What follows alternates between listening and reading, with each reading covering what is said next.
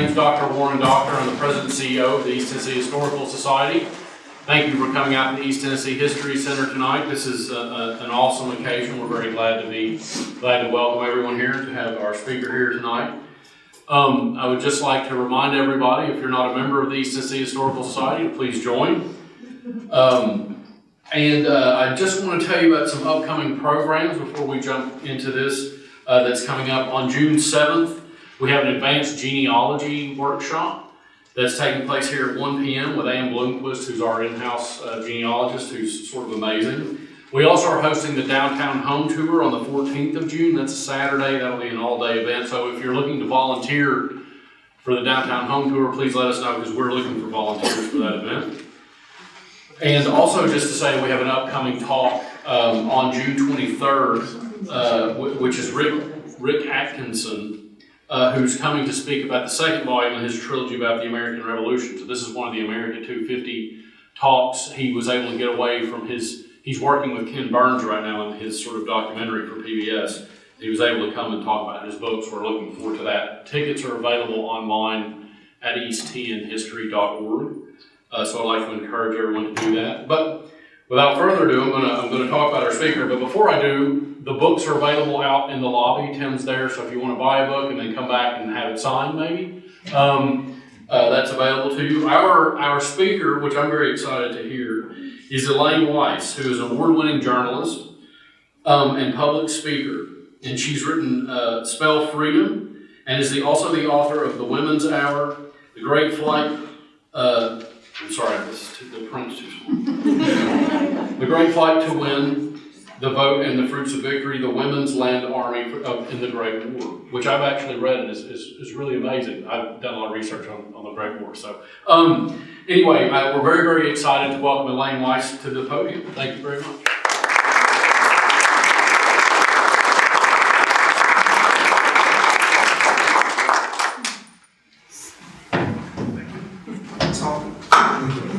Thank you so much. It's really a thrill for me to return to Knoxville, return to the East Tennessee History Center, where I have appeared several times before, and very happily so. I brought my book, The Women's Hour, here on the second day after it was published. You were one of the first audiences, and it was a very special time. Since then, I've marched with you in suffrage parades and been at the dedication of the Feb and Harry Byrne monuments, and been here on working on several projects with the History Center. So it's like coming home for me.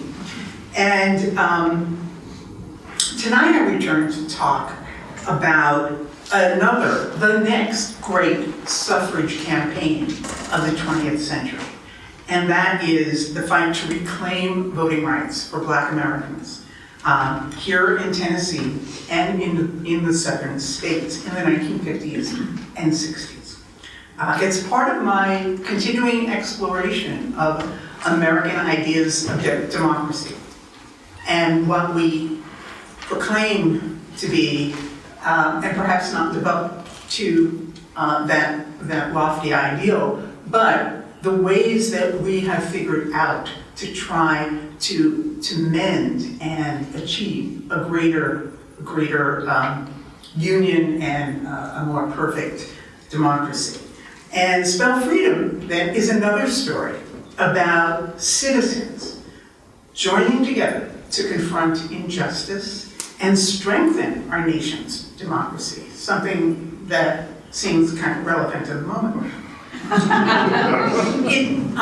It tells the story of the 20th century civil rights movement from a somewhat different angle from most chronicles. It's not from the top down. It's not from the famous names that we know and should know. It concentrates on people who are not that famous, but should be. Not just the eloquent ministers who were the titular leaders of the movement, not the fiery students who we see on the barricades, though they're certainly involved and play a big part of the story. But it's ordinary working people doing extraordinary things. People who risk everything to make their nation live up to its promises of equality and government by and for the people. So it's a story that's historically important and especially relevant right now. It's also very much a Tennessee story. Again, I didn't expect to write another Tennessee story, but here I am.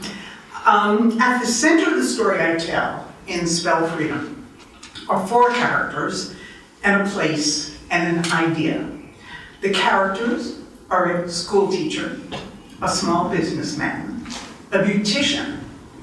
They are Black residents of the Low Country of South Carolina, and a white Tennessean who enjoyed being called a radical hillbilly. The place was the Highlander Folk School, which was at that time based in Montego, Tennessee, on the Cumberland Plateau, about 50 miles from Chattanooga. But for the past 60+ years, as the Highlander Education and Research Center, it has been your neighbor here in Knoxville. First on Riverside Road in Knoxville, and since 1971, I think, in Newmarket, where it is still going strong in its 93rd year. So these 4 people come together on Montego Mountain at Highlander in the mid-1950s, and they develop an extraordinary idea to use education as a tool to build citizens, build communities, and reclaim voting rights. It's a pretty audacious goal. And in the process, they're able to build the grassroots foundation of the entire civil rights movement. That idea that they had was Citizenship Schools. And this concept actually begins on a bus on the Sea Islands off Charleston. It moves to a secret back room behind the shelves of a grocery store. And it quickly spreads all over the southern states, including Tennessee. And these schools both stimulate and supplement the growth of the movement and the demand for the voting rights.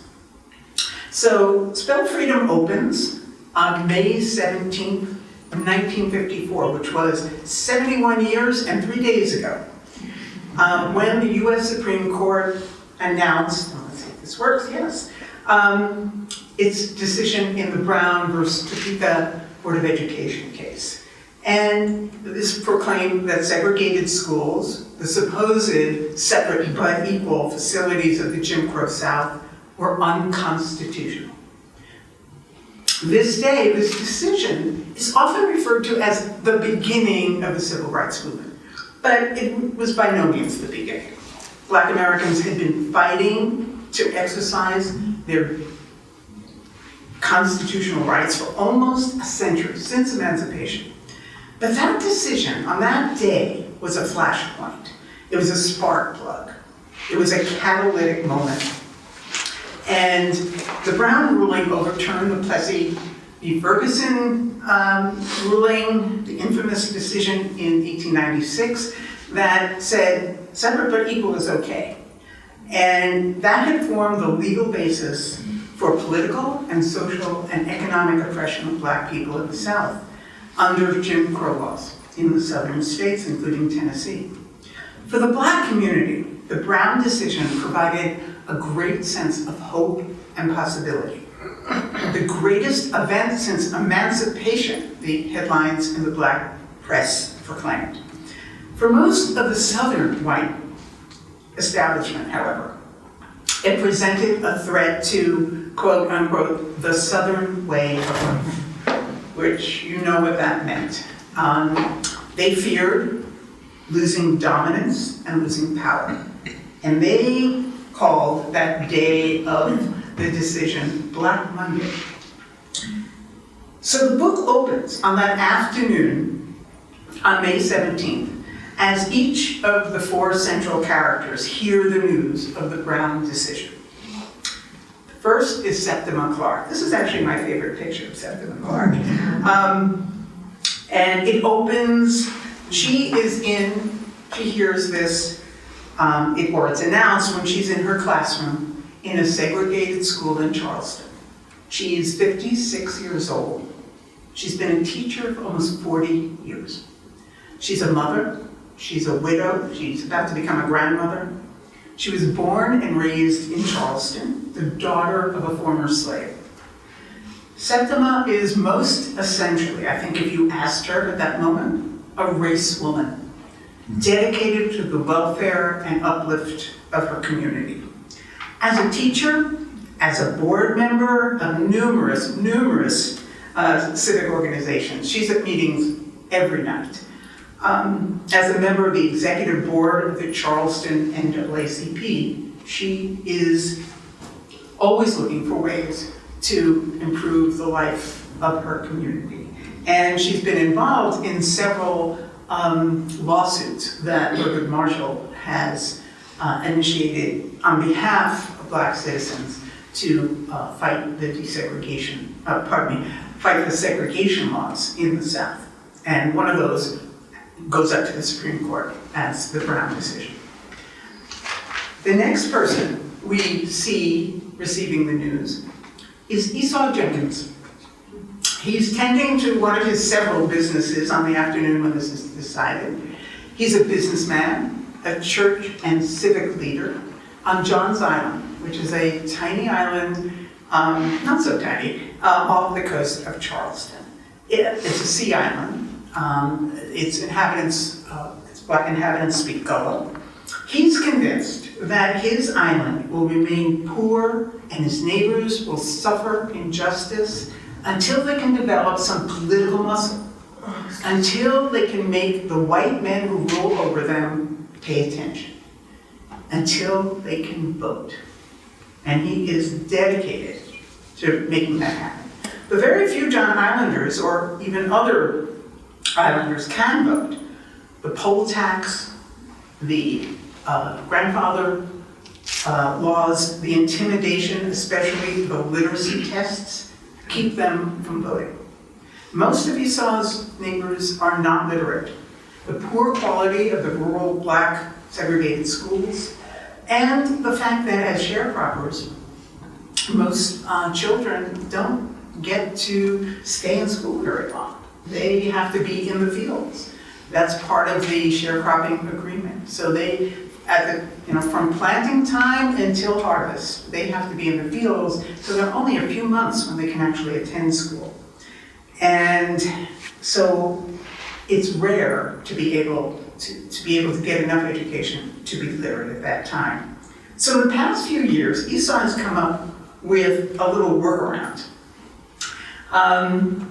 He has been using his business, one of his businesses. He has several businesses. He runs a motel, he runs a cafe, he runs a record store, a fruit store. He believes that a Black man, a Black community has to have independent livelihood, not connected to white power, so that they are free to do as they think is best without fear of retribution. And we'll see how important that is. So he's been using his commuter bus, which he began taking his neighbors who work on the mainland in Charleston. And a bridge has been built since World War II. So this is, it used to take 9 hours to get to John's Island, and now it's a much quicker trip. But he takes them over on this bus in the morning and in the evening.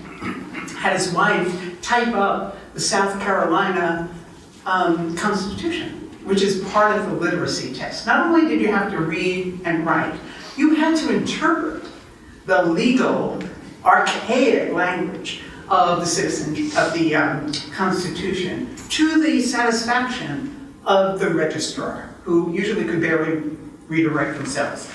But again, you would fail, no matter what. College graduates failed. But the first rung was you had to be able to read and write. And so what Esau was doing on the bus was not teaching people to read and write, but basically to memorize. Those who couldn't read it memorized these portions that were usually used on the test. And he hands out copies on the bus, and they discuss democracy and voting participation and the importance of community organization. He's lecturing to them from his steering wheel in Goa. And he prepared dozens of his neighbors to be able to register. And he goes with them to the registration office, which was usually open like 2 mornings a month, usually during working hours to make it more difficult. But now the registrars are starting to change the test and make it more difficult and trying to stump these people who have kind of memorized the sections that had usually been used. And he doesn't know how to teach reading. And he knows he needs some help. But this Brown decision, he greets with great joy because he was the one with several of his neighbors who fought to get the first black high school on the island. Until pretty recently, about 1950, there was no high school for black children to attend. So he fought to do that. He knows how inferior the unequal schools are, and so this is a great moment for him too, and it spurs him to want to do more. The third person who hears, is Bernice Robinson. There are not many good pictures of Bernice at this time I couldn't find, but here she is, and we'll see this picture again. Bernice is styling her client's hair in her beauty shop in Charleston, the Beauty Box, that Monday. She was born and raised in Charleston, but went north for high school and lived with her sister in New York City. And there she discovered a life outside of Jim Crow laws, where she could ride on the bus and ride on the subway and not have to sit in the back. She could go to concerts, she could go to films, she could go to restaurants, and she did not have to sit separately. And when she had to return to Charleston to take care of her parents who were ill, she bristles under the humiliations of having to live under Jim Crow again. And she's very angry about it. And she channels this anger into activism. She joins the NAACP. She serves with Septima and Esau on the executive council of the Charleston NAACP. And she uses her shop as an NAACP outpost. She has her clients join the NAACP, which was considered radical at the time, even in the black community, in some parts, saying, you don't have to tell your husband or your minister or the postman, have your membership cards sent to the shop, and I'll hold them for you here. You can pay your dues through me. And her shop is filled with organizational material and material about current affairs, and she talks about democracy and organizing while she's fixing people's hair. So she hears this, and she sees that this is an opening for perhaps a new world, because everyone understood the Brown decision wasn't just about schools. It began to erode the legal underpinnings of Jim Crow segregation laws, and no one knew how far it could go. The next person who hears it is Myles Horton. He is the founder of the Highlander Folk School. And he's also greatly affected by the Brown decision that day. And you'll see him in a very interesting situation. He's actually in Washington, D.C. He's actually, by complete happenstance, is in the Supreme Court building when the announcement is made. And he's a son of West Tennessee, son of poor white sharecroppers. After college, working his way through high school, college, grad school, he studied sociology, education, divinity. He thinks at one point he might want to be a minister. But he wanted to find a way to help his fellow Appalachian folks improve their lives. He knew that they were They were poor, they were mostly uneducated, they were oppressed by a labor system that chewed up workers in the mines or in the factories or even in the fields. And he wants to help, but he's searching for where to do this. And he goes to Europe and gets this idea called Danish folk schools, which brings community members together to talk about their community problems and thrash them out and come up with possible consensus for solutions. And they bring in culture, the native culture, to fortify and tell people in many different ways that they are worth investing in. They're worth making a better life. And he's just really taken with this idea of answers coming from the people, not being imposed, not being mandated, but actually coming from the community. And he brings that idea back to the Cumberland Mountains, and he finds a retired teacher who will let him have experiment with this on her land in her farmhouse. And he establishes Highlander in 1932 in the depths of the Depression. And he wants the people in Appalachia to find strength in their own culture and traditions. So Myles and his wife, Zilphia, created a place where working people could come and meet and strategize. It became an educational facility for the CIO and for the broader labor movement. And Myles and Zilphia joined the workers on their picket lines. They're in the union halls. They are in the soup kitchens. And here's actually an early picture of Highlander, the original main building, the farmhouse. Here are Zilphia and Myles. And Zilphia, who is a trained musician, went out and gathered folk songs and stories from the area and brought them back to Highlander and taught them to the people who came there. And so singing and music and culture and plays and art become an important part of the curriculum. And here she is singing on the street, probably in some sort of labor action. And one of the songs that comes to Highlander through a group of striking women, tobacco factory workers who were striking in Charleston, actually, was a Baptist hymn that was turned into a strike song by these women and sung on the picket line. And they bring this to a Highlander workshop. And Sophia is really struck by the power, the beauty of this kind of the song. And she realizes, though, the way it's written, it's a little hard to sing, and she tinkers with it. She teaches it to her friend Pete Seeger, who brings it north and begins singing it and publishing it in his folk music publication, People's Songs. He teaches it to young folk singers like Guy Carolyn, and the song becomes Highlander's anthem. It becomes a song they sing every night, just to have the power of melded voices together.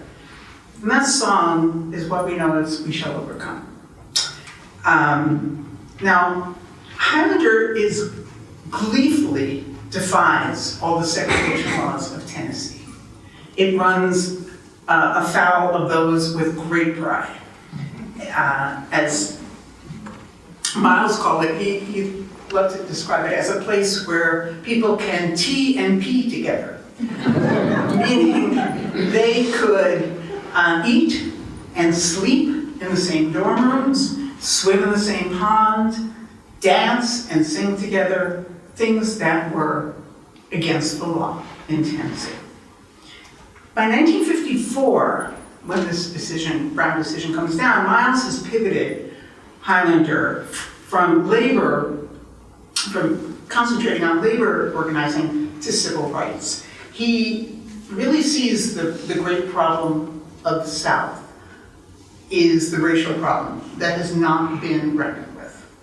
and really feels that that is going to keep the South from progressing and needs to be fixed. And so he has already begun having desegregation workshops at Highlander, even before the Brown decision has come about, in hopeful anticipation of a positive outcome.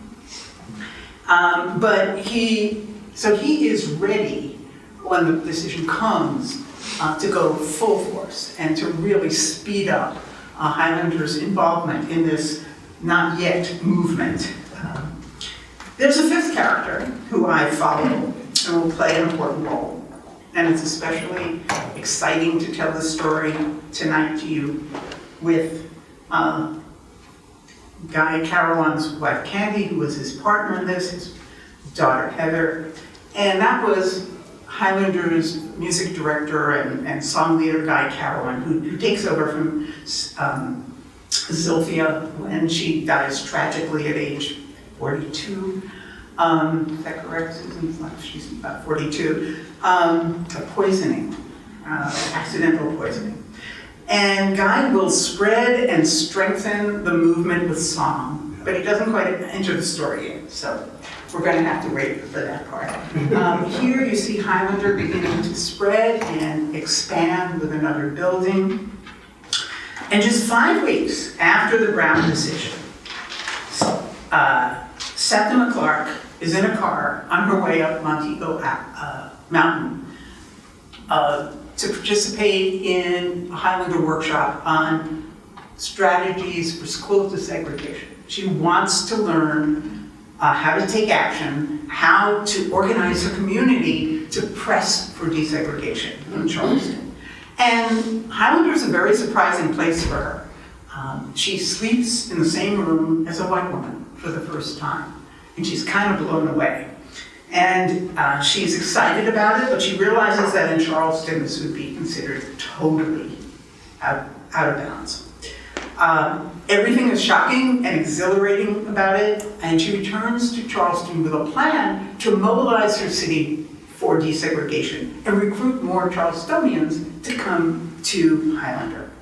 One of those is Esau Jenkins, who she's known since he was a boy on John's Island, because her first teaching job was actually on John's Island. And he also serves on the NAAC board with her. And when he comes to Highlander in that first summer, later in 1954, he announces that he is going to give his neighbors on John's Island someone to vote for, to stimulate their registering and voting. He's going to run for school board in the district. And this is not a very common thing to do at that time. It's actually a dangerous thing. And he says he wants to do this to give his neighbors someone to vote for and to prove that a black man can run for office and not be killed. And so he does run in the fall. He comes in, he actually does really, really well. He wins 99% of the black vote. And there's now not enough black voters, but enough to put him sort of 3 out of 4. And of course, only the top 2 or so can get the positions. But he comes in close enough to scare the white council, the school council. And they soon change the rules. And actually, there's a rule that goes through the South Carolina legislature that says in District 9, which is where John's Island is, the school commissioners will be appointed from now on. And so it's a blow, but he realizes he's scared them. And he realizes this is the power of the vote. So by the next summer, Septima convinces Bernice Robinson to come to Highlander too. And by now, Septima is leading summer workshops. After the school year is over in Charleston, she comes and runs workshops at Highlander. And one of the people who comes in that summer of here was Guy, I forgot to show you. So Rosa, pardon me. So later that summer of 1955, a woman, a NAACP activist from Alabama, comes by bus and attends a workshop. But she won't speak in the workshop. She's very shy. She looks very frightened. She takes notes furiously, but she won't participate. And Septima Clark goes to her dorm room and tries to make her feel more comfortable. Clearly she's uncomfortable. And tries to talk to her and tries to say, "You're safe here." She says she's worried that she'll be reported back home and that she'll lose her job. And Septima says, "You're safe here. You can be more comfortable." And they talk in the evenings. And Rosa Macaulay Parks is the woman's name. And she becomes more comfortable on the rest of the 2 weeks there. And she talks about how thrilling it was for her to wake up and smell the coffee and the bacon and the eggs cooking, and knowing it was white people cooking for her. And she begins to take pleasure and also to get some sense of encouragement. She had been very depressed about how things were going at home in Montgomery. And she leaves Highlander with a real sense of possibility. She's still scared about going home to Montgomery. She asks Septima Clark, who she really forms a bond with, to accompany her on the bus home because she's scared to go by herself. 4 months later, Rosa Parks refuses to give up her seat on the Montgomery bus. And she gives Highlander credit for giving her a sense of possibility and strengthening her spine. And she's devoted to Highlander for the rest of her life. And here's a picture of Rosa at Highlander. There's another one. What we see in the book is how Rosa Parks will suffer for her act of heroism. And the death threats, she is fired from her job, her husband is fired from his job. They have to leave Montgomery forever and move to Detroit, where she also is blackballed, even there. So she suffers mightily. We celebrate her, and should celebrate her, but we've rarely heard what happens afterwards. And you'll see that through the book of what she goes through and how Highlander tries to help. So now we see the movement sparking over the back of the South. Little fires coming up in different places. One of those early sparks is nearby in Clinton, Tennessee. In September of 1955, when the desegregation of Clinton High School is attempted, and there are white riots and violence against families. Outside agitators, white supremacists come in to stir up trouble, and the high school is bombed. Highlander invites the students and their parents to come and rest and talk at Highlander and take a respite, gather their courage, get some reinforcement. And they invite Rosa Parks to come and talk to the young students. And she does, and she's inspired by them, and they are inspired with her. So Highlanders really becomes a meeting place for those involved in the movement. And you see them come in and meet each other and talk about strategies, and it becomes a catalyst for what's about to emerge. Including the young students involved in the Nashville singing movement in early 1960. And they come to Highlander to discuss things. It's one of the early formative meetings of the Student Nonviolent Coordinating Committee. And John Lewis attends. He's a 19-year-old seminary student in Nashville, and he's very taken by Septima Clark. And he's impressed with Myles and his Socratic way of poking holes in arguments and being a devil's advocate and challenging the students to make them describe what they want and why they want it. But he's really taken with Septima Clark, and he says what impressed him so was that she always believed in the power of ordinary people, believed in the power to, that this movement was not going to be led by the elites. It was going to be led by the poor people, the barefoot boys that he had been and his family had been. And he had great respect for her. And again, John Lewis devoted to Highlander for the rest of his life. So we see the movement begin, but we also see the opposition, the backlash begin. And in early 1956, more than 100 congressmen from the southern states signed something called the Southern Manifesto, which is a work of defiance. It is a constitutional crisis. They refused to abide by the Brown decision. That's kind of relevant right now, too. And they proclaimed massive resistance to the idea of desegregation. And what we see is a whole structure of resistance begins to be constructed. One level is the citizens' councils, the white citizens' councils, which are established in almost every town and city in the South. And there are hundreds and hundreds of chapters. The mayor would belong to this.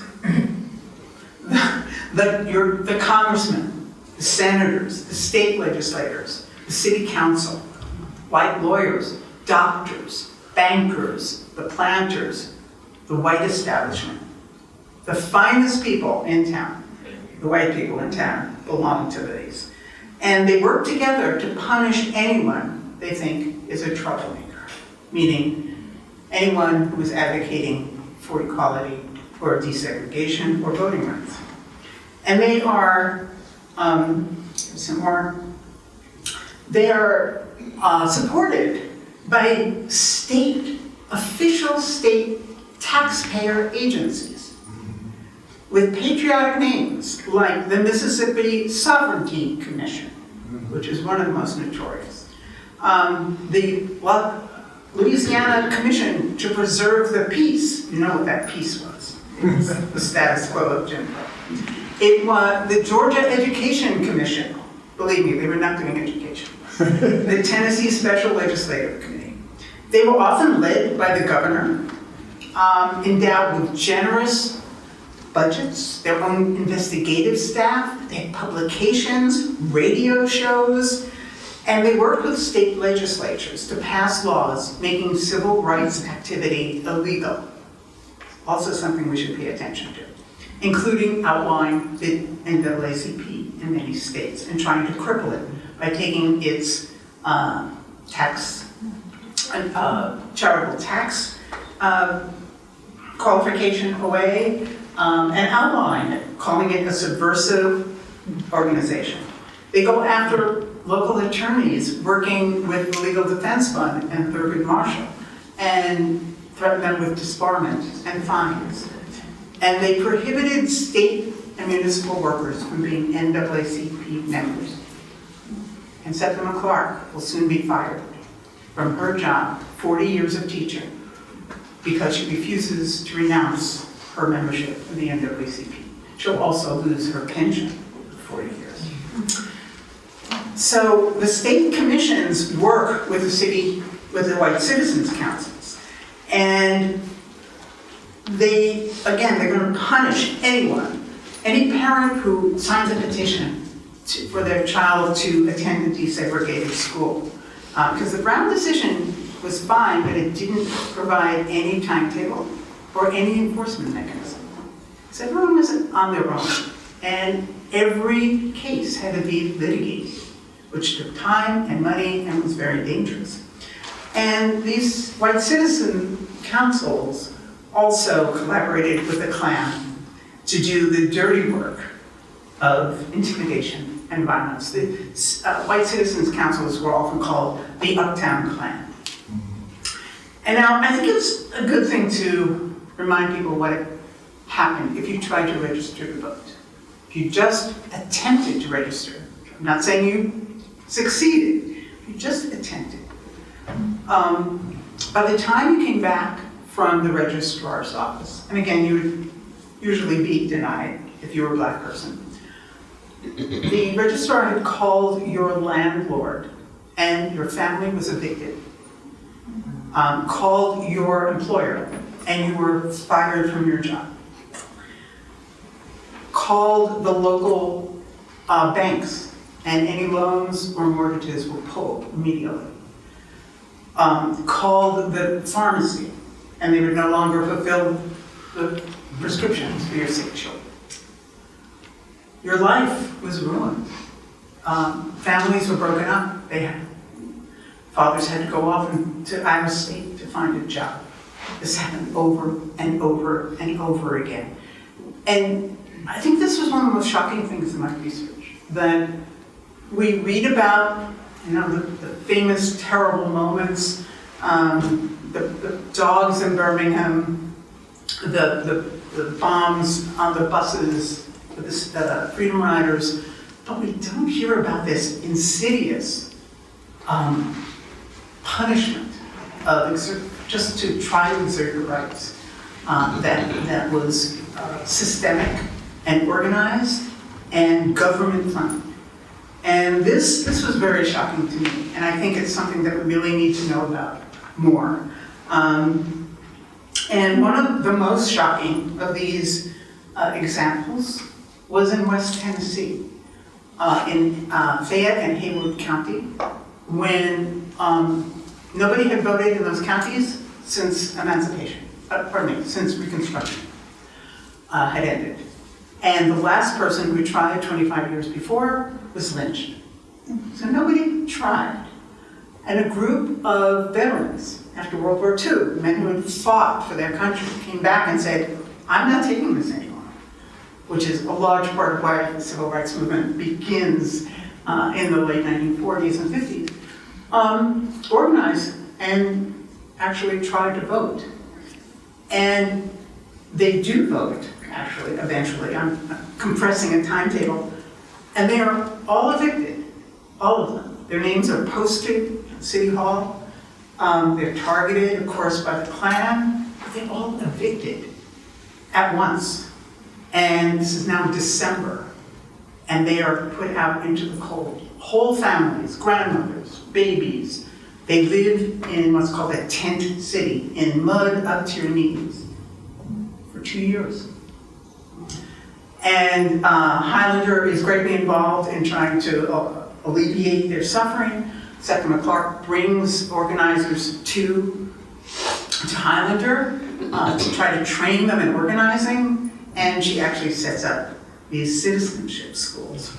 So in the spring, after she was fired, spring of '56, when she was fired from her teaching position, Myles Horton says, well, that's great. Why don't you come work at Highlander?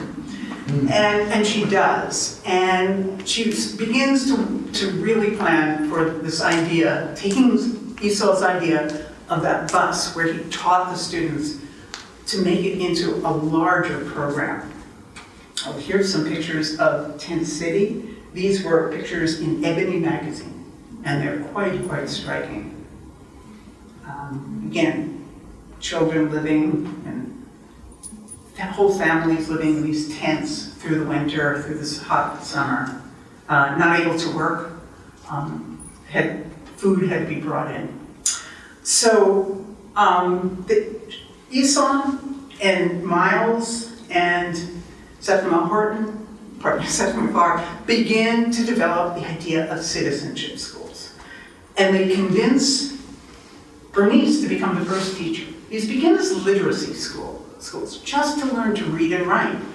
And the first class opens on Johns Island in January of 1957. This is really before what we think of as the movement is getting started. It's 14 students. Here is the building. This is the old Progressive Club on Johns Island. And it's retrofitted to become a grocery store, cooperative grocery store. And I believe that's the building that was used for the first students. There are 14 students, 8 in ages from their 20s to their 80s. And Bernice, who's never taught a class before, says, I only have high school education. I can't teach this. And they say, oh, yes, you can. And you're the ones who do it because you're a good listener. And you respect them, and they respect you. And so she takes on this job, which she doesn't think she's qualified to do. And she goes in and she says, how do you teach adults to read and write? And her sister-in-laws are elementary school teachers and give her some Dick and Jane books. And she realizes after a minute, this is not going to work. And she says, what do you want to learn? What do you want to learn? And they tell her they want to learn to be able to read their Bibles, not have to memorize it, which they've done very well, write a letter to their brothers and sisters who've moved away, sign their names to documents so they don't have to ask their bosses or their pastors to do it, to become functioning adults. And so Bernice tacks up the state constitution of South Carolina and the UN Declaration of Human Rights and says, this is what we're going to learn from. And we're going to learn from each other. And the first thing we have to do is learn to hold the pencil, because many have never had to use the pencil as a writing instrument. And there's a scene which is this kind of beautiful to me, where she's handed out the pencils. They have to learn to use the pencils, and they're snapping all over the room. You hear snaps. Their hands are so strong and used to manual labor that they're holding them too tight, they're too nervous, they're too eager, and they just snap all over. She just hands out more, says, okay, no problem, let's start again. And they begin tracing their names on a template that Septima Clark has had the idea for. And they slowly begin to have a sense of themselves. And both Bernice and Septima say when they learn to write their names on this template, tracing it, getting muscle memory, you see a gleam in their eyes. And they become a different person almost. They are confident. They have a sense of personal accomplishment, and they are ready to demand their rights, because she also teaches them their constitutional rights and why it's important to vote and how government works. What's the structure of your town council? What's the structure of the school board? What's the structure of the mayor's office and Congress? Things that would be very useful for our population to know right now. And when they graduate, they do become voters, every one of them. And here's some beautiful pictures taken by photographer Ida Berman of the first citizenship schools on, these are on Johns Island, and then we'll see one from Mallow Island. Here's Bernice teaching. Again, from the basics, from learning to hold a pencil to ABCs, rudimentary arithmetic, and they progress very fast. Here's Septima in the middle and Bernice standing, teaching a class together on the island. Here's another teacher teaching on Mallow Island, another Sion. Here is Esau standing and Myles Horton in the grocery store. And the grocery store was retrofitted with the classroom in the back with no windows. And Septima says, we did that on purpose. We didn't want people knowing what we were doing there. So when her father was a slave, it was illegal to teach slaves to read and write, because they would have ideas and agency and be able to live in the world. And it was still dangerous to do it in 1957. So these students become literate and they learn to vote. And word spreads, first through the Sea Islands, then onto the mainland, through the Low Country. Savannah wants 5 of them, of these schools, and Septima travels through the region to select volunteer students, volunteer teachers, to become citizenship school teachers. They don't have to be trained. In fact, she doesn't want trained teachers. She wants just like natural leaders, people who their neighbors will trust. And these citizenship schools, when I speak of these, they're not like little brick edifices with a bell on top. They're not structures. They're community classes. They are peer-to-peer classes to a certain extent, with neighbors teaching neighbors. And so there's a built-in trust aspect in that. And they are taught in secretive locations, beauty parlors, really important, barbershops after hours with the windows, and here we'll see, we'll see some pictures of that in a bit. Funeral parlors. Again, black-owned businesses where they were not subject to white retaliation. Church basements, kitchen tables under the trees in fields. So they're little classes, they're not schools, but there were hundreds and hundreds and hundreds of them. And soon, Septima Clark asks the young staff song leader, Guy Carolyn, to sing in the classes. And he teaches them the new freedom songs that are being developed, borrowed from gospel and spirituals and hymns, and he learns the island versions of the old-time songs and turns them into freedom songs.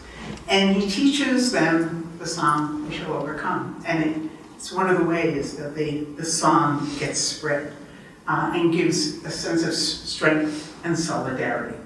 But meanwhile, Highlander is being targeted as a communist training school. Communist was one of those labels that was like all-purpose. We're coming out of the McCarthy era right now in our timeline. But it's also convenient to label the civil rights movement as communist because it makes it alien and un-American.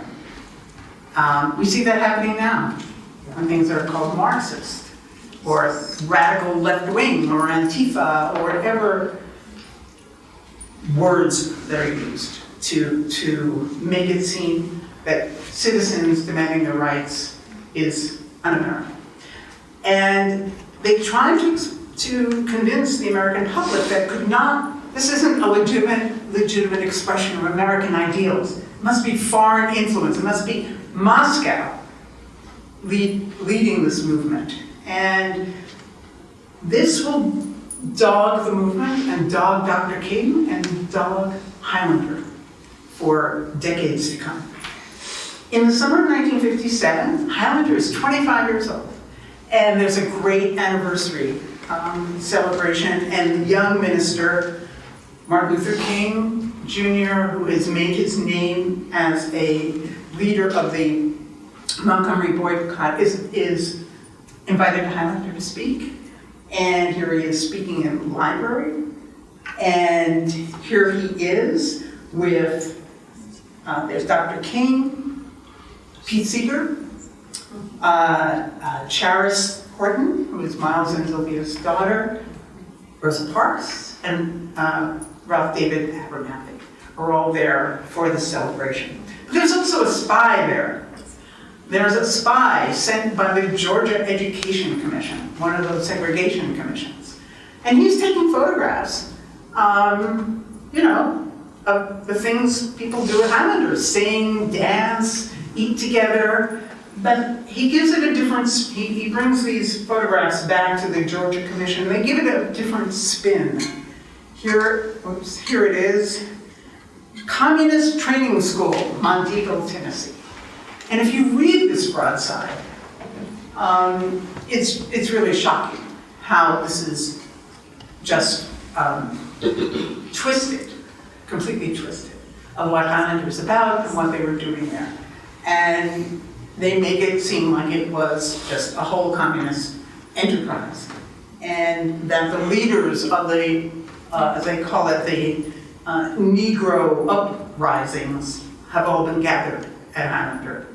And this photograph, which is taken, becomes a very potent weapon used against Highlander and against Dr. King for the next 15 years.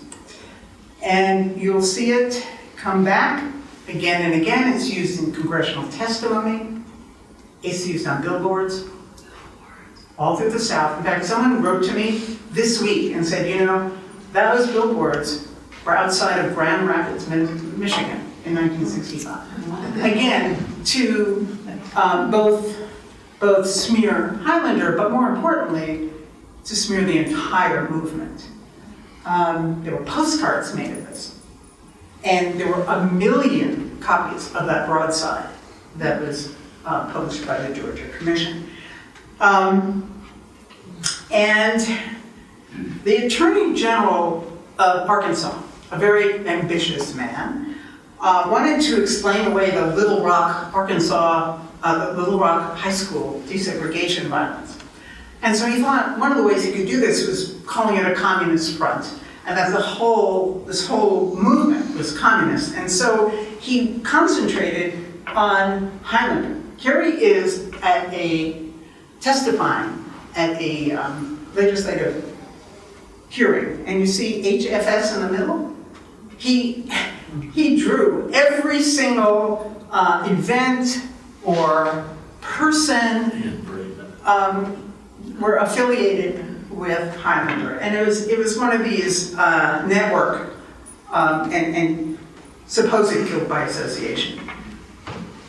And so Tennessee takes up this offer that he made he said, I'll come to Tennessee and help you get rid of this cancer on the mountain. And so they take him up on it, and the Tennessee legislature authorizes hearings that take place in Grundy County. And here they are. In the summer of 1959, Highlander is raided by the district attorney general. And Septima Clark is arrested and handcuffed and dragged away in a patrol car in the middle of the night and put in prison and put in jail. Guy Cowan is also put in jail, and they are placed on trial. And Highlander is placed on trial. And one of the charges is violating Tennessee segregation laws. Myles Horton says, great, let's take that to court. He wants to have a case based on that. But the state changes the charges and says, no, we're not going to do that segregation law thing. We're just going to settle on you're selling beer without a license, because they have a little tip jar. So they try to get them on that count. And there's sensational hearings. Septima Clark, all the charges against her and Guy and others who have been arrested are dropped because they're groundless. But the Highlander, Tennessee wanted Highlander convicted of this, no matter what. And they managed to do it. And here, Myles is watching the sheriff padlock the main building. And the charter was revoked, the property seized and auctioned off. No proceeds came to Highlander. And I described what it was like to be there when it was auctioned off. But by the next day, Myles Horton had another charter in his hand, and he rebranded the same institution pretty much as the Highlander Research and Education Center, and he moved to Knoxville in a caravan. And it has been in this area ever since. But what would happen to the Citizenship School program, which was really one of the most successful programs Highlander had, one of the most important. And so there were hundreds of graduates, and they were becoming important to the movement, important for organizing the movement. And so it's moved to, the citizenship program is moved to Dr. King's Southern Christian Leadership Conference. And Septima moves to Atlanta, works with Dorothy Cotton and very young, enter young, in the Citizen Education Program.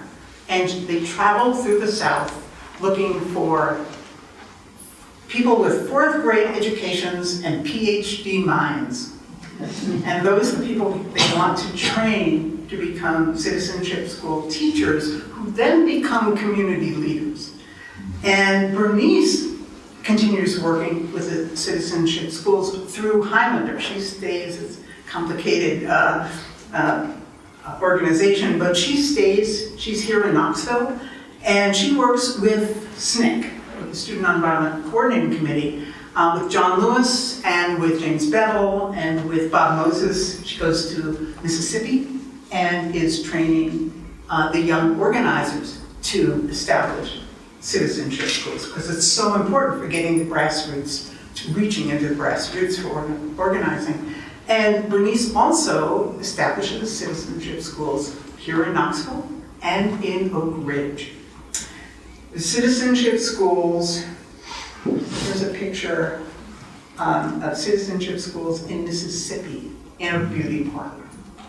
Again, with the blinds closed after hours. And here is Dorothy Cotton teaching at the Dorchester Center in McIntosh, Georgia, which becomes the training center for training teachers. And here is Septima guiding the hand of students, how to write their names.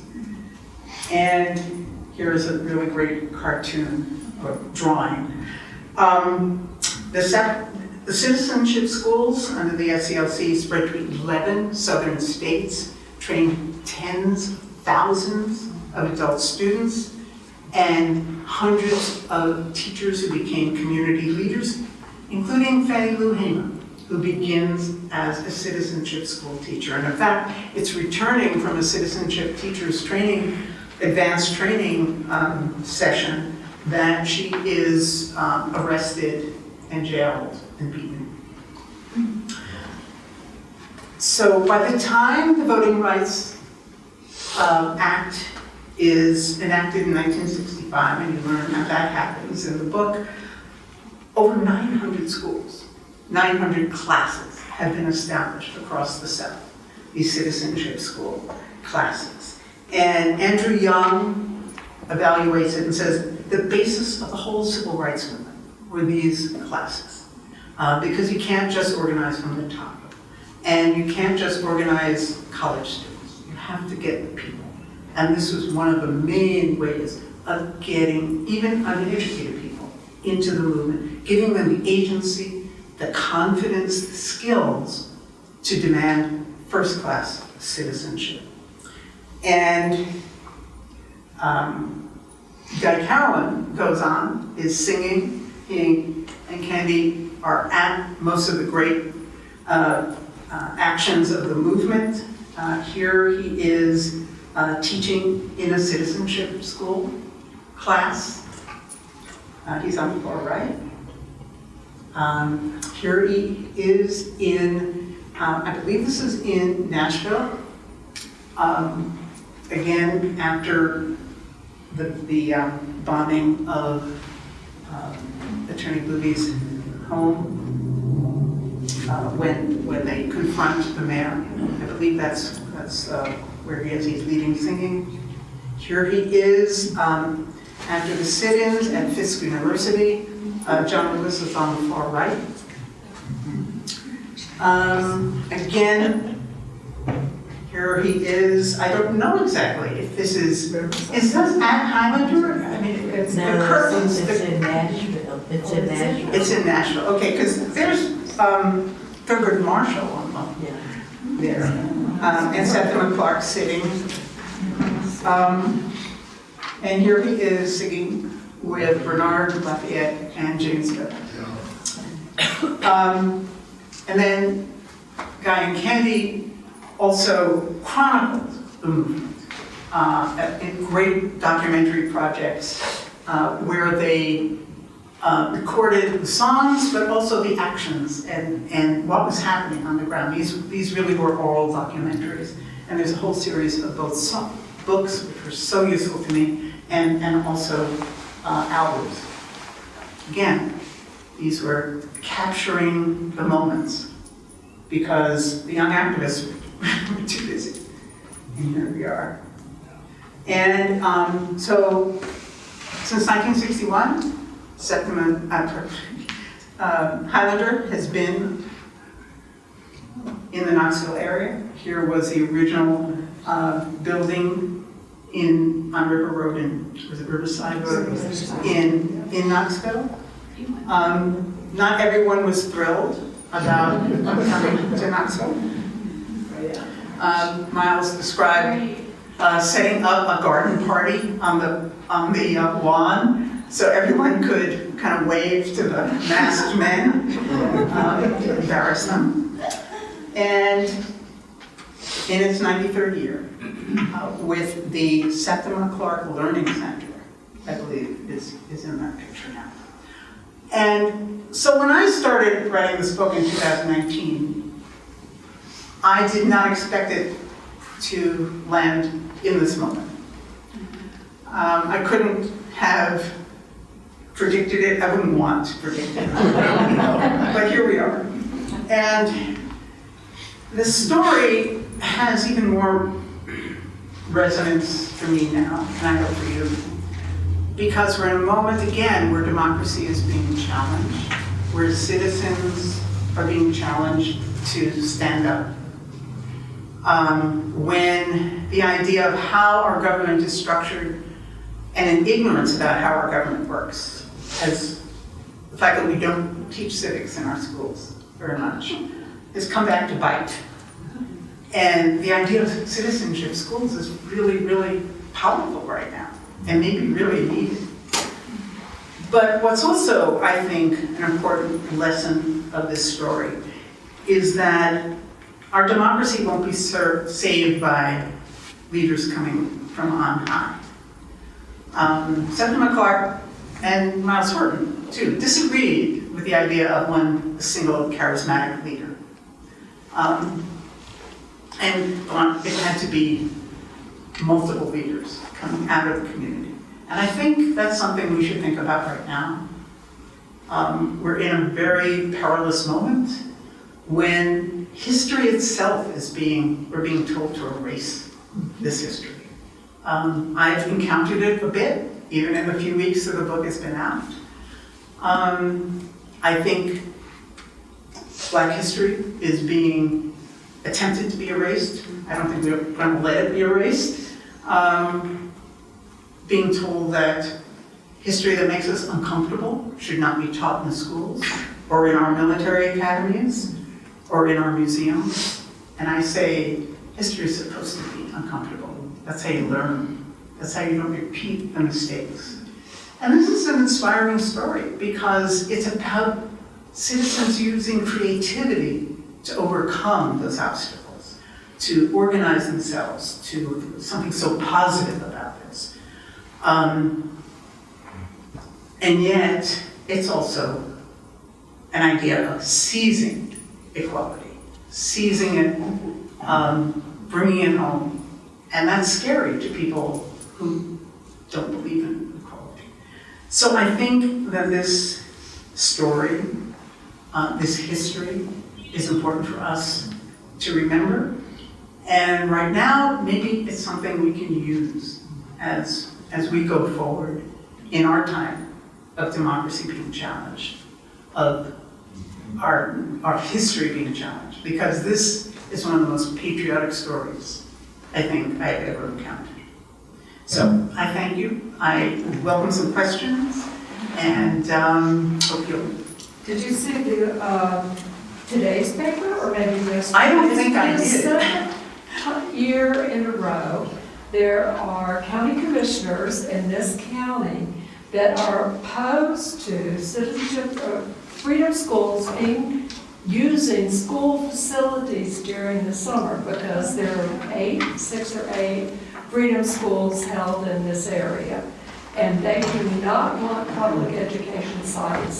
And it's the South Knoxville rep is the one that's really on it to the county commissioner to deny the school board the money to hold those freedom schools. And they were voted down, of course. Good. Very But I mean, and that's what, because they're still, Marion Wright Ellen, you know, the Haley Farm, right, a lot of time during the summer, they train 600 or 800 young people to go out and do those. absolutely. And those are all sort of based on the citizenship school model. The Freedom Summer, the Freedom Schools in Mississippi, Bob Moses, Septima Clark was on the planning commission. Yeah. Planning So group. they're So it very much comes out of the whole citizenship ethos. But yeah, it's sad, but it was voted down, so good. yes. But that's the sort of thing we're encountering all the time. You know, books being banned, the history being denied. And I think we have to make sure we scream about that because it's very, very dangerous. And it's something, I think when I get discouraged, which is more often than I'd like these days, I think of what Septima Clark used to like to say, which was that towards the end of her life, and by the way, she runs for school board when she's almost 80 years old, and she wins and has 2 terms. But someone asked her, well, you know, sum up your life, what you tried to do, and she talked about that she tried to create a little chaos. She said, chaos is a good thing. It's a gift. God made the whole world out of chaos, and change is what comes of it. So I'll leave you with that. Any other questions?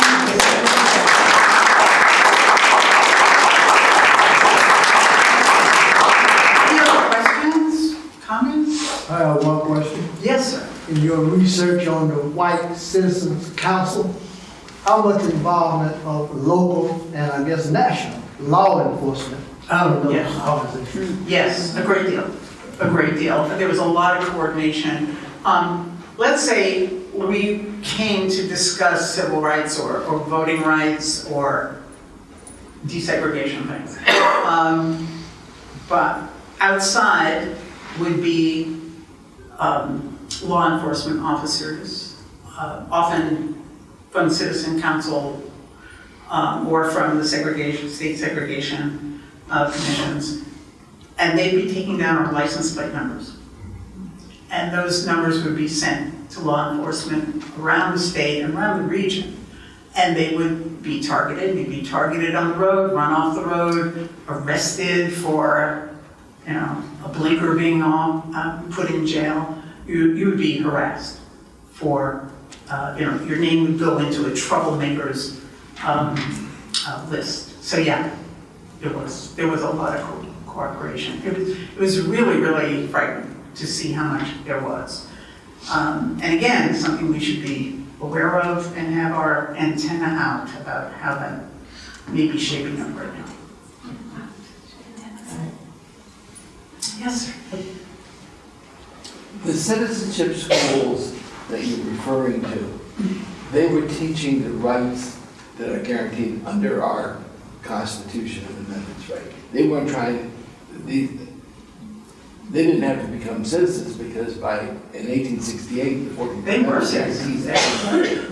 So this was just informed. It's kind of like you were mentioning that they don't teach civics now. Right, So this but- is like having a civics class. It was, but again, I'll quote Fannie Lou Hamer, who said, you know, she was in her 30s, mid-30s, late 30s, when she came across James Bevel singing in a church in Mississippi. And she said, I never knew black people could vote. And she actually was very literate. Yeah. But she said, no one had ever told me black people could vote. So it gives you a sense of how this was kept. Black history was not allowed to be taught. People were killed for teaching black history. Rights were not taught. So imagine, you're living on a plantation in Mississippi, or in Hayward and Fayette counties, and no one's really told you that you're allowed to vote. You're supposed to be able to vote. So that's what it taught. But it also taught, some other constitutional rights, like you have the right to assemble peacefully in these demonstrations, and don't let them tell you you don't. You have the right to remain silent and to have a lawyer if you are arrested. So it taught them rights that they had no idea they possessed.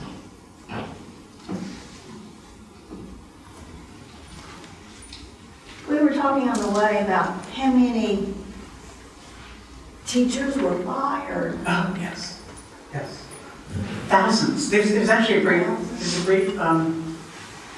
book about that called, I think, Jim Crow's Pink Slip. And it is about the teachers, tens of thousands of teachers who were fired, some because of their membership in the NAACP, but others when the schools did have to desegregate and the black schools were eliminated and consolidated to the white buildings, because the white buildings actually had bricks and the black schools were mostly shacks. They fired the black teachers. They just fired them because they wouldn't allow black teachers to teach white students. So yes, teachers were the backbone of the movement and the backbone of the NAACP, so it was like a double whammy. And by outlawing the NAACP and calling it subversive, and not only was there legal ramifications, but there were social ramifications. I talk in the book a lot about Septima Clark's family, who were very nervous about her participation. John Lewis's family, not supportive. He was really estranged from them because they were so dead set, because it was so dangerous. It was so dangerous. So yes, teachers, and there are lots of examples of the teachers in this book, and Septima Clark sometimes being very impatient with her teachers not standing with her, and not standing up and saying, no, we're not going to quit the NAACP. You can't fire us all. But they did. Yes? Some interesting secondary characters in your book. The Warings. Oh, the Bernice. Oh, yes. I didn't, this is the first presentation I've made. All my others have been conversations. So in trying to figure out what I was going to do, I couldn't put everything. Yeah, the Warings. So what the gentleman is referring to is one of the things that I learned was the origins of the Brown decision. The fact that the Brown case was actually 5 cases rolled into one. In alphabetical order, Oliver Brown came first from Topeka, Kansas, but one of them originated in South Carolina. And it was the dissent written by a federal judge in South Carolina, a man named J. Wise Waring, that really informed the Supreme Court decision. But what's so fascinating about Waring's is that he makes a dramatic change. He's a Charlestonian, like 8th generation Charlestonian, part of the white establishment.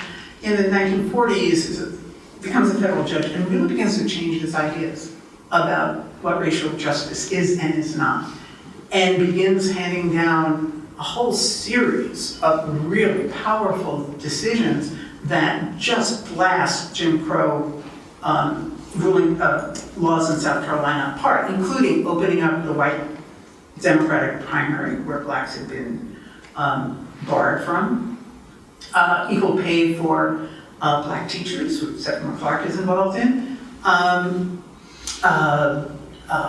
black law school, I mean, just a whole series.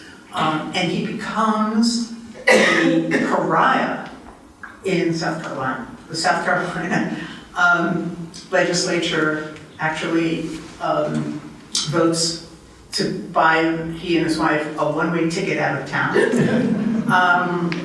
He's attacked, crosses burned on his lawn,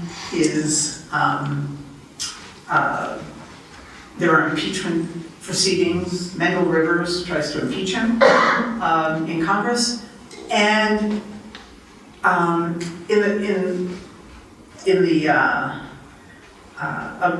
within this, they lose all their white friends, and so they invite their black friends to come to their house and have dinner parties and things like that.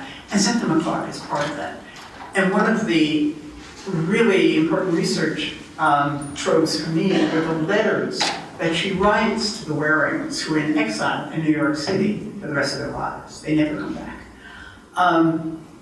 She writes to them, and there she details what she's doing. It was the most informative, both of what she's doing in the movement, where she's going, coming back from this and this, her comments about being a Highlander, but they're very emotional. And she feels very close to these two white, very upper class couple. And it's just a fascinating relationship, and it's one of the most important friendships of her life. So, and he's just a fascinating guy. So he, after being totally rejected by the white establishment for many, many years, a few years ago, the federal courthouse in Charleston was renamed in his honor. So it's a great documentary and a really good book called Unexampled Courage. I'm interested in your comment about the returning military from the war. Mm-hmm. And is that a theme that carries on, a deep theme in the movements? Oh, yes, absolutely.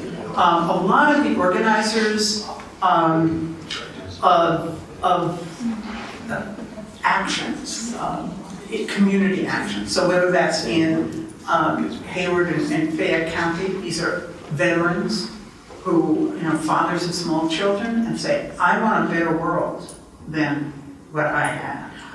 Also, returning servicemen from Korea. Again, have experienced something outside of their seventh world. And even though in World War II, the military is still segregated, it was still better than being a black man in the South. And so they do return with totally new ideas of what they want for their lives and for their family. And and they are often the organizers and the activists, they and their families. And that's, all through the book, you'll see, Navy veteran this, and came back from the war that, and it's not a coincidence that the movement takes so. Medgar Evers. Medgar Evers, absolutely a veteran, yeah.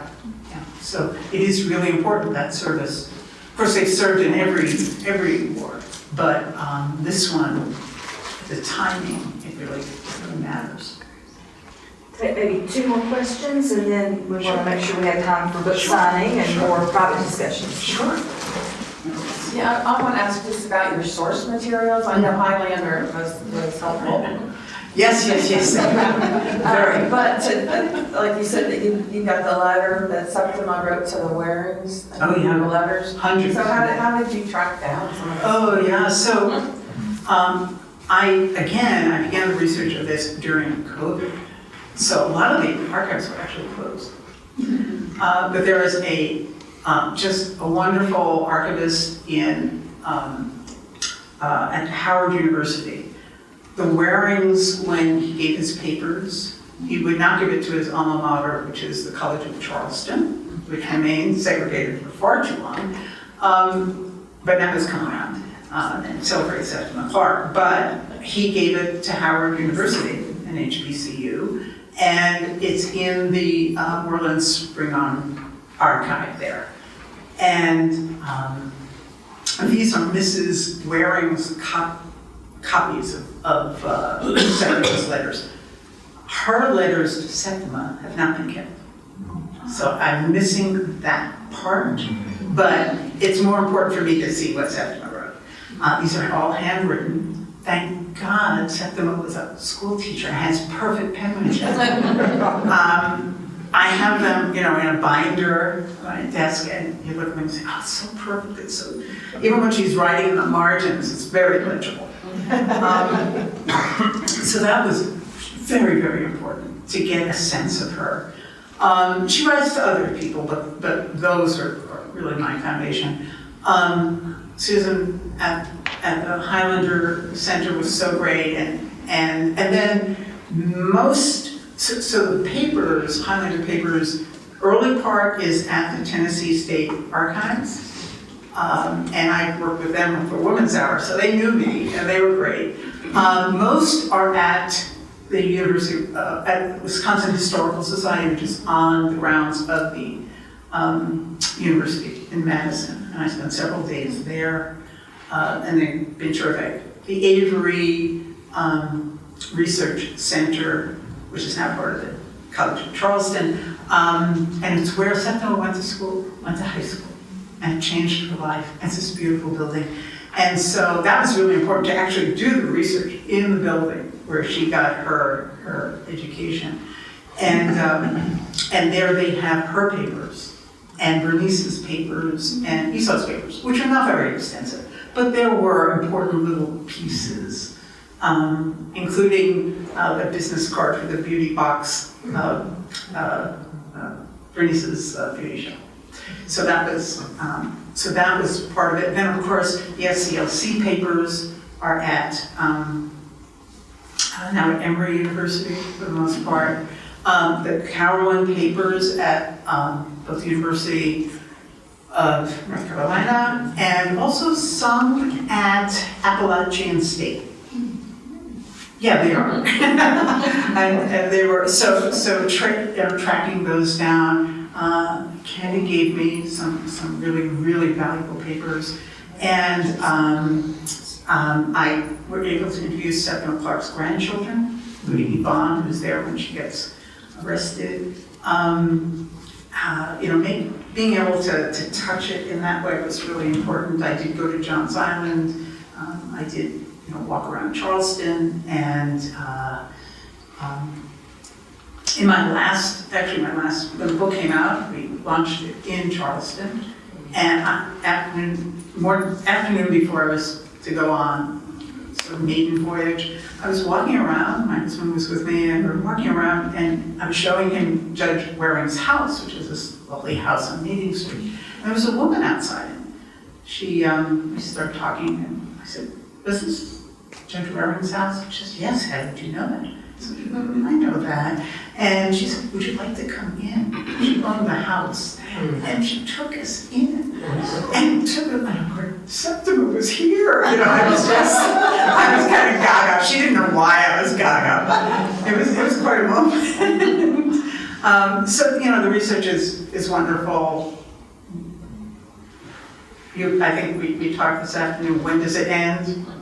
It never quite ends. And again, the SNCC papers are in different places. There's a wonderful online trove of material from the civil rights veterans, movement veterans. They do great stuff gathering things. The SNCC Legacy Project has things. The SNCC Digital Gateway has things. Library of Congress.